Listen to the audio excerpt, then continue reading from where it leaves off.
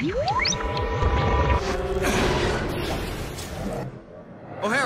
there's nothing left here to trash.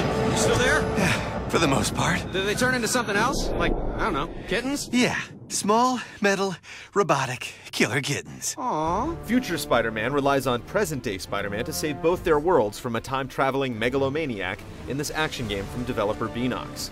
Excellent voice acting and an interesting script from comic book writer Peter David make Edge of Time's narrative a cut above most superhero games. How much rejection is a girl supposed to take? Unfortunately, the gameplay can't quite swing to the same heights as the story, ultimately spoiling your enjoyment. I almost blacked out from that. Similar to Beanox's last Spider-Man game, Shattered Dimensions, the game is focused on a linear mix of platforming and combat with a time-traveling theme. Yet, unlike Shattered Dimensions, which featured multiple Spider-Man personas from different time periods, Edge of Time solely features Peter Parker's Amazing Spider-Man and Miguel O'Hara's Spider-Man 2099, who are both telepathically linked thanks to a wormhole in time. Interestingly, though, there are no distinct levels or loading sequences in the game. It's one continuous adventure played out through 3 acts and 16 chapters. I'm trying something here. Did it work? Yeah, mostly. Your goal as both Spider-Men is to stop scientist Walker Sloan, voiced by Val Kilmer, from creating the evil Alchemax Corporation during Peter Parker's time, which will have drastic repercussions on the future and ultimately lead to the Webhead's death.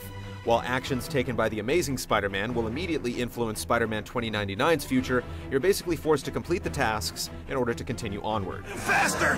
Faster would be better!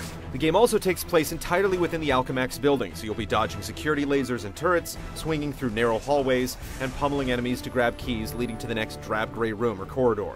The same groups of enemies in your basic moveset lead to some highly repetitive action sequences, and while there are challenge stages to break things up a bit, they're also tiresome in the sense that you're completing similar types of objectives. The key difference is that you'll have to finish them within a time limit. Did you fire up the quark enhancers? Activate the tachyon relays? Yes, I did all that. No, you just... Uncouple the Heisenberg compensators. Yes, of course I did. Oh, shuck it, no, I didn't. I was right? Wow. While you'll alternate control between the two Spideys as you progress, you're never completely alone, as they'll trade barbs with each other via some nifty picture-in-picture displays. You're dealing with pure chaos! Kinda like my love life. Spider-Man 2099 is a serious, no-nonsense combatant with the ability to rush toward enemies and elude attacks by dropping decoys. The wisecracking Amazing Spider-Man is a bit faster and more acrobatic, but you'll be using the same hit-and-run tactics with both heroes.